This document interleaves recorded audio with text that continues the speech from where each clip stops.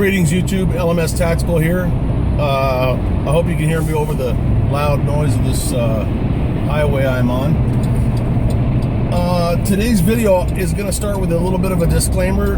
My target audience here is obvious by the title. It's going to be Cold War veterans. Now, that doesn't mean that the rest of you non-military people or non-vets or non-Cold War vets, can't listen in. I encourage you to do so because I'm going to talk about an issue that is a righteous issue, a phenomenon, and I'll get into that. For you people that have never been to my channel before, but you're here because of the name of the video, the channel's morphed from basically a firearms channel to a bugging out prepper kind of channel into a political debate.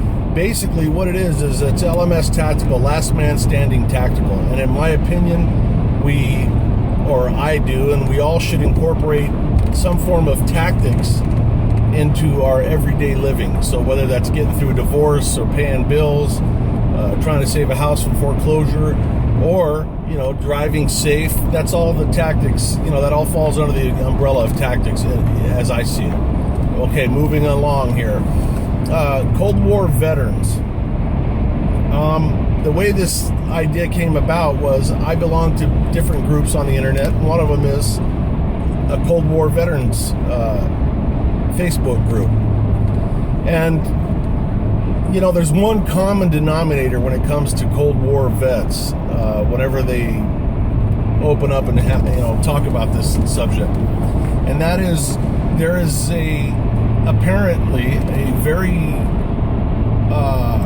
tangible feeling of almost inadequacy, almost as though they don't count in the world of veterans. And, for those of you that were in the military during the Cold War, and I think the dates of the Cold War, I'm not even sure, quite frankly. I mean, I think Vietnam even fell under the Cold War definition. But it went up to the collapse of the Berlin Wall, the collapse of the Soviet Union. Okay, so I'm not a history teacher. My point here is to talk a little bit about the feelings that Cold War vets either talk about or suppress. And I was going to say I'm not here to blow smoke up your ass, but quite frankly, I am here to blow smoke up your ass. So bend over, grab your ankles, and take the smoke, because it's going to be good smoke. And it's all valid. That's the thing. It's all righteous. Now, I can only speak from my own experience. I went into the United States Army in 1980 and subsequently became a paratrooper. So I was with the 18th Airborne Corps at Fort Bragg, North Carolina. Okay, big deal. Now, in 1980, my experience was that all of the drill instructors all had CIBs, and those are combat infantry badges, meaning for you uninitiated that these people had been under fire, they'd been in a combat zone. That was a major thing too. And in the Army, and I can only speak for the Army, a unit patch is worn on the left arm. If somebody served in combat with a unit, they were authorized and are authorized to wear that combat patch, that unit patch on their right arm. So when I was in, only older guys that we looked up to as being the real McCoy, these are the real soldiers, the real fighters, the real war fighters. Warfighter wasn't a phrase that we used back then, though. These guys they were the real deal, When you saw one, you just kind of looked at them in awe, like, man, they've been there. Now, the experience, in the Army for me after basic training was a constant state of preparing and preparation for the military, all branches, in the very likely event that we were going to have to go toe-to-toe with the Soviet Union, the Russian bear. All of us, and I'm speaking for all of us that were Cold War military people, all of us firmly believed, and rightfully so, that at any moment the ball could drop and we would be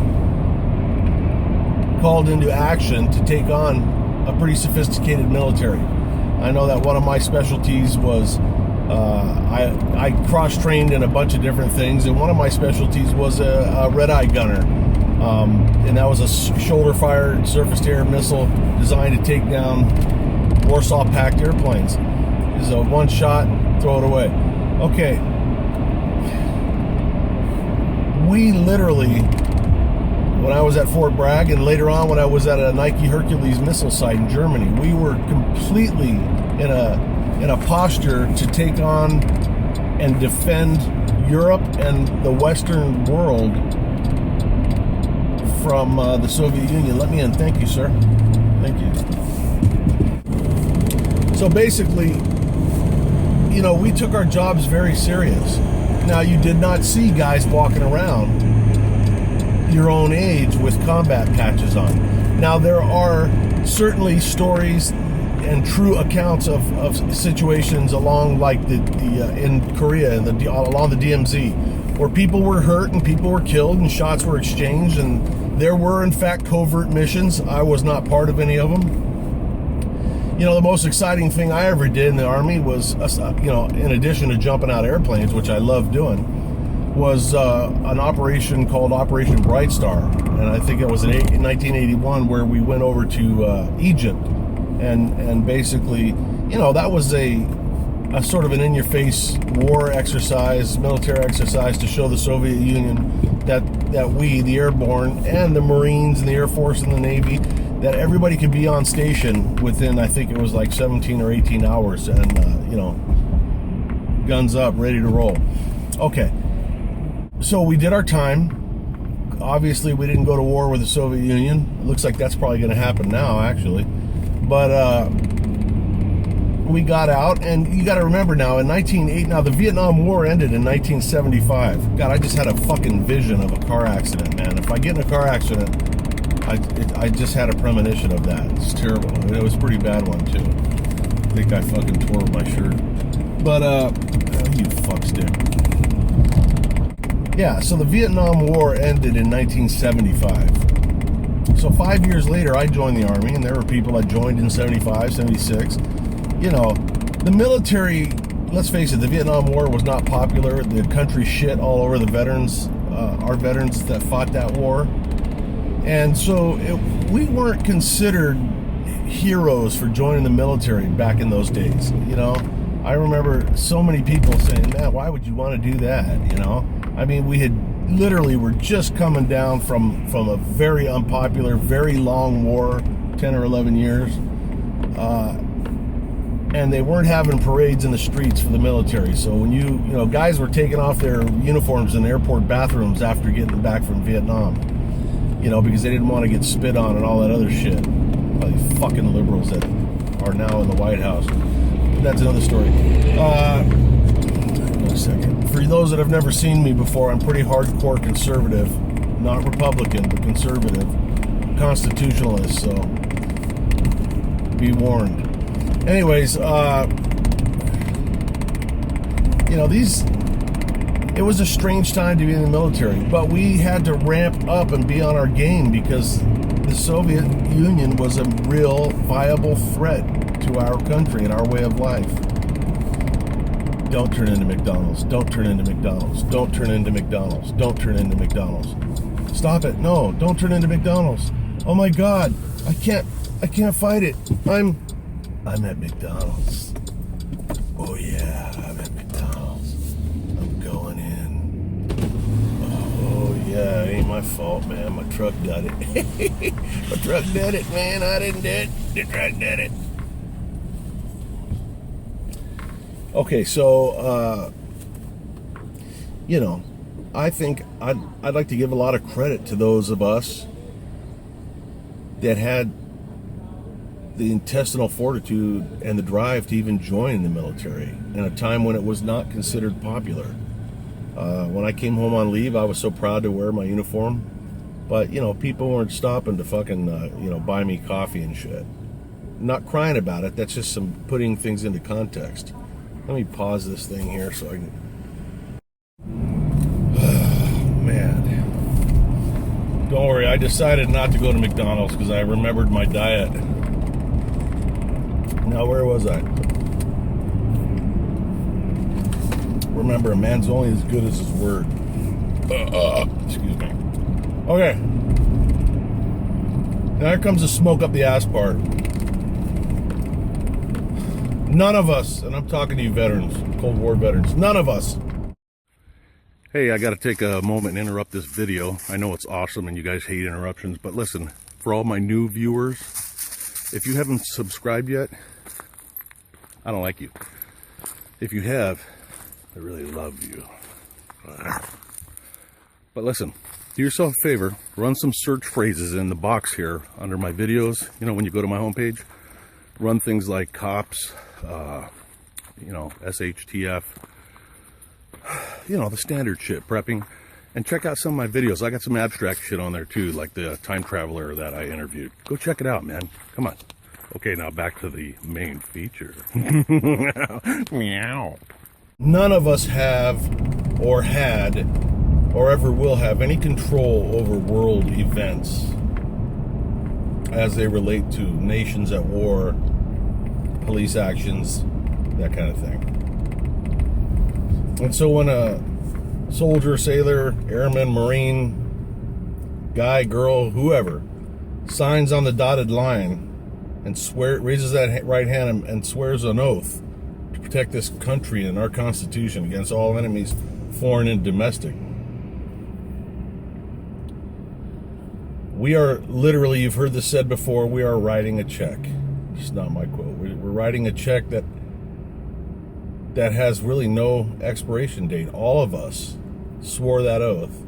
We all did our part. And listen, I don't give a shit if you were a cook, you know, at Fort Knox, Kentucky, and your only mission was to cook food for the guy in charge of the guards that guard the vault. Whatever. I'm trying to think of a, like, sort of a non-kinetic MOS. You know, a lot of guys, and you see this on the internet a lot because I belong to airborne sites and blah, blah, blah. And a lot of guys are still into that, you know, the fucking Army's better than the Marines. Oh, the Marines are tougher than the Army. Hey, the Air Force, they're all fucked up and pussies. And, you know, the Coast Guard's not the real military. Now, when I was in the Army and I was young, 18, 19, 20, I was into that whole, you know, if you're not airborne, you ain't shit, you know. Only paratroopers are the real soldiers. And, you know, and then, of course, the Rangers were like, well, yeah, you know, but if you're not a Ranger, you suck. And then the fucking Special Forces, Green Beret guys, yeah.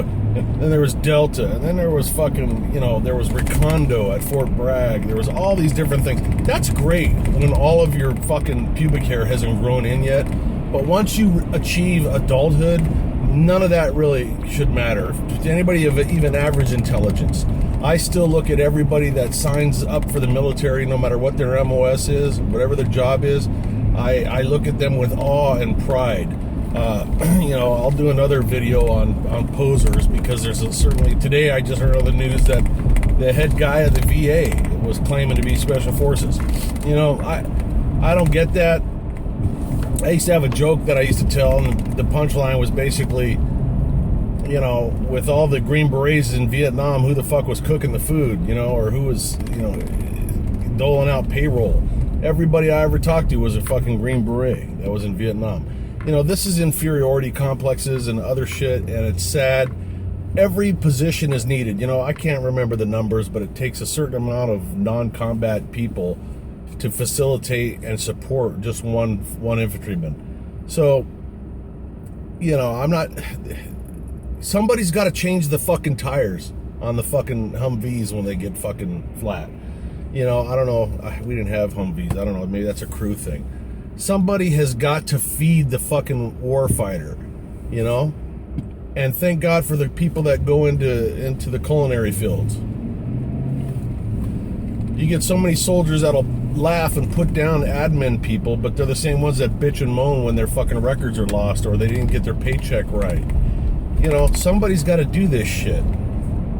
So if you happen to have had a non-combat role and you were a Cold War military person, you are no less important than, the guys today that went down range and actually were under fire.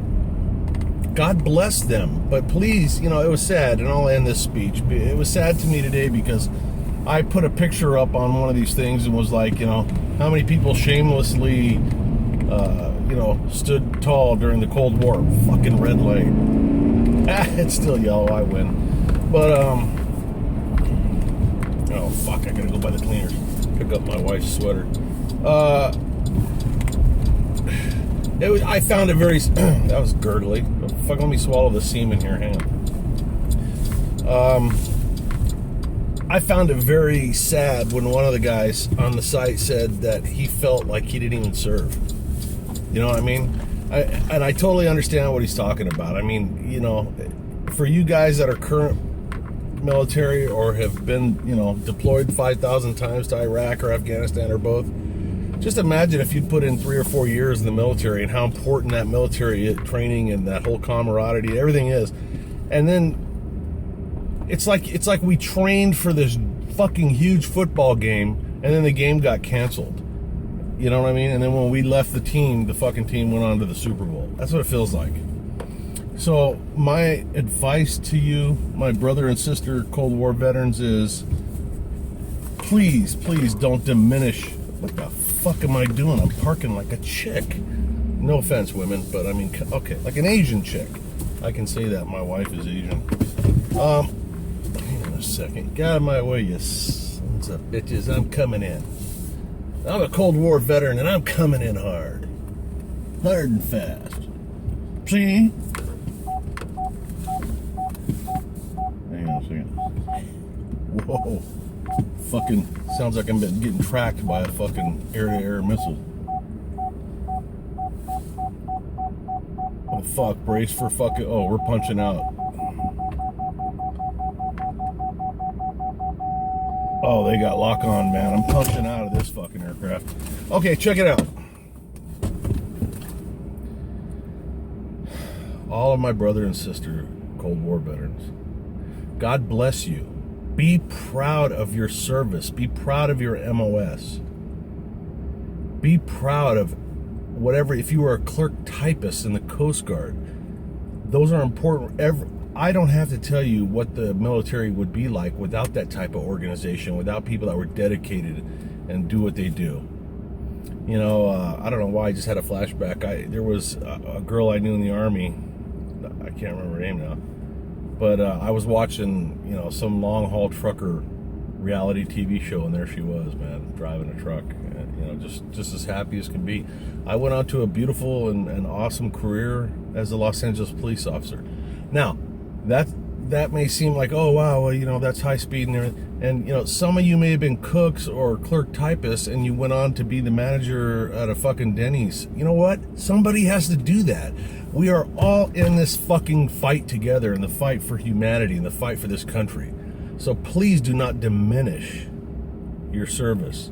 I ordered something from a veteran who makes these, and I wear this with pride. Check it out. I don't know if you can see it, but see my jump wings on my 550 cord? You know why they call that 550 cord, you non-airborne pukes? It's because each line is rated to hold 550 pounds. That's why. I just taught you some trivia. You owe me. But here's the deal. All of us did our part, and you know what? If the only reason we didn't go to war with Russia is Russia didn't attack. Yeah. So, God damn it, I salute you, and I hope that you stand tall. And if you're a Cold War veteran, and you should be wearing something from your time in the military. You're not tailgating. I know that some of you feel guilty, like when people say, "Hey, thank you for your service," you feel like you're stealing from the cookie jar because you think that those people thought you were in Afghanistan. So what? You did your service. Don't lie and bullshit and tell people you were in Afghanistan or you were in Iraq. Tell the fucking truth, but tell it with pride. You know what I'm saying? I was a fucking mechanic. This is hypothetical. You could tell I was a mechanic, man. I kept the fucking Marines moving because I was repairing their vehicles. I was a crew chief on a fucking C-141, and talk about the importance of that fucking job. Tell your kids with pride how you signed up and you were gonna do whatever the fuck the country asked of you. You got nothing to be ashamed of, my friends. Nothing. This is LMS Tactical Air fucking Born, and I am out of here. Cue the music.